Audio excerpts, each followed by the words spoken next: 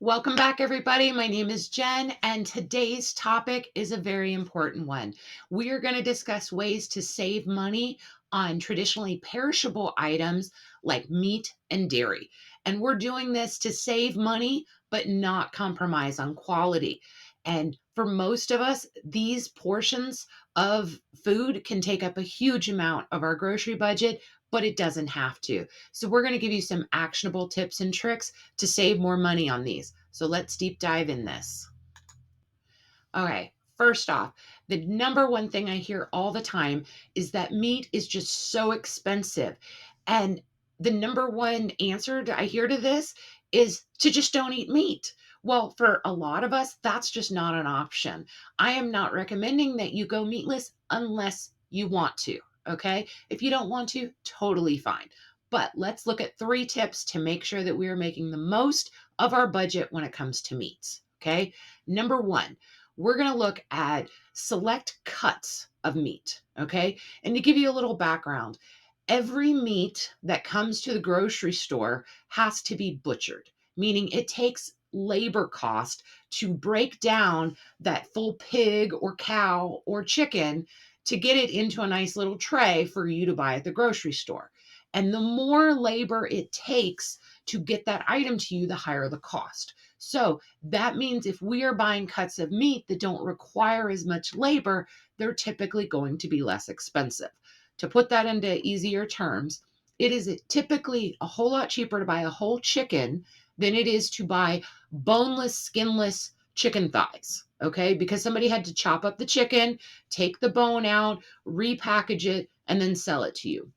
So, if you're looking to save money, look at buying whole cuts. That could be whole chickens. That could be a bag of chicken quarters where the leg and the thigh is still attached. You can typically find those very cheap. Also, look at things like whole pork loins. Instead of buying like the already thinly sliced pork chops, buy a whole pork loin when they are on sale. And most stores have a meat section that can cut it for you. And then you can specify, okay, I want, about half of this to be really thin. And then I want the other half to be, half an inch thick. You can get it however much you want. And most grocery stores offer this service at no additional cost. So you will still pay the cost for a whole pork loin instead of paying the cost for an already cut version. So that's number one. Number two, when exactly is the time to buy in bulk? Well, for my family, I like all of our meats to be under $2 a pound. Now, you may be thinking I'm crazy that meat rarely goes on sale for less than $2 a pound. But if you keep your eyes open and you go back and look at the sales cycle one, you'll see that typically things go on sale in cycles, typically about once every 3 months. So when I do find a good deal, like chicken breasts, and they're under $2 or maybe $1.49 a pound, I am going to buy that chicken in bulk and then I'm going to separate it and freeze it. So that way I have chicken for the next 3 months versus one week chicken could be $7.99 a pound, the next week it could be $5.99 a pound. I'm going to do it to where all the chicken for the next 3 months is only going to cost less than $2 a pound. Now, the last item, say we have meat in the freezer and we want it to stretch as long as possible, we can get creative with how we cook. That means adding things to our proteins like mushrooms or veggies or beans or even rice to make it go further. And this could also just be utilizing the same cut of meat in different ways. For instance, you can roast a whole turkey in your oven, pull whatever's left, and have chicken tacos. And then, even more, anything left over from tacos, you can make a pasta dish or a casserole. So that's one meat item that we're able to stretch for 3 nights.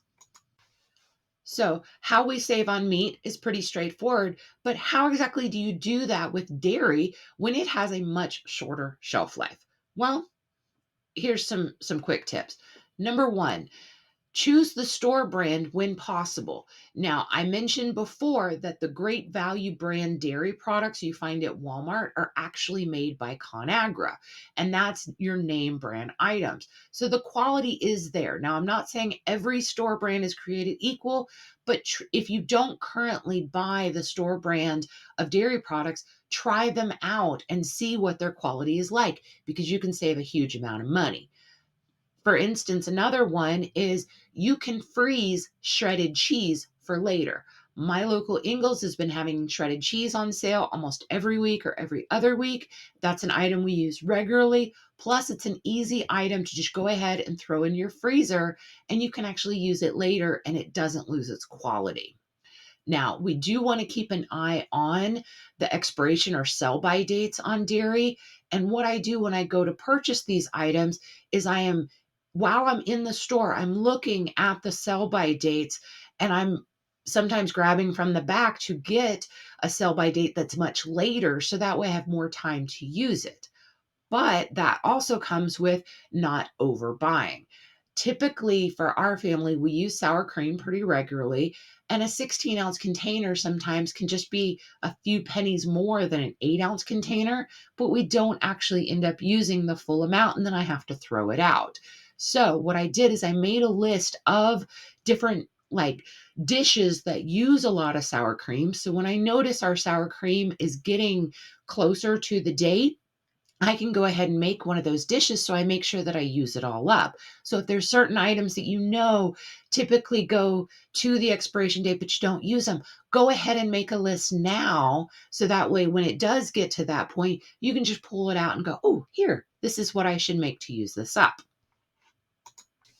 Since I mentioned expiration and sell by dates, I think this is the perfect time to go over some misconceptions about those dates. Okay, here's some fun facts for you. In the US, on food products, there are 50 different type of date labels, okay? And these are not regulated by the federal government. The only expiration date that is regulated is the one that is on infant formula, okay? Now, you may be wondering, what are these date labels? These are commonly seen as sell by, best before, and best before and use by are the two most common that are used on food products. And let me kind of explain the difference in these. Best before is actually regarding the sensory of an item, not the safety. Okay. So this is implying on the label that the taste, the aroma, the appearance is best by that date, not that the product will be spoiled or unsafe after that date. Now, when you have an item that says use by, okay, and you typically see these on like milk, then that is implying that the product has a possible risk associated with using it after that date. So there is a difference there. Now, food date labeling is one of the most significant drivers of food waste at a consumer level. That's, at families and their households, okay? And it is estimated that 20% of all household food waste can be directly linked to people throwing out food because it is quote unquote expired, okay? And to even make that point hit a little harder, about $1,300 per American family is thrown out per year based on an expiration date. That's a lot of money and a lot of food. And there's even been legislation to change our expiration practices to where it is more standardized, to where we will have two different use by dates. One will say best if used or frozen by, and the other one will say use by or freeze by. And that one is directly related to any safety risks that may increase after that date. Now, you may have noticed that both of those standardized dates included the phrase freeze by. And that is because utilizing your freezer or freezing a food product can literally stop the clock on its spoiling, and it makes it safe to be able to use later. So, here are some tips for your freezer. We want to use a system where it is first in, first out. And that simply means that we are going to use up our oldest items first. So, if for instance, I buy a bunch of shredded cheese and I put it in my freezer, I need to go ahead and write on the outside of that package the date that I bought it. So that way, if there is already cheese in my freezer from the last deal, I make sure to use that oldest bags of cheese first and then use the ones that are newer. This is going to keep us from constantly using the newest stuff and forgetting about some of the older items. Now, number two, if you are not able to use your meat or dairy or produce right away, go ahead and freeze it, because it is a lot easier to freeze it and then defrost it and then use it versus keeping it in your fridge and maybe not getting to it in time, and then that food has actually spoiled. I hear that a lot. I put meat in my fridge from the grocery store. I meant to cook it. I forgot about it. It's been in there for 5 days. Is it still okay?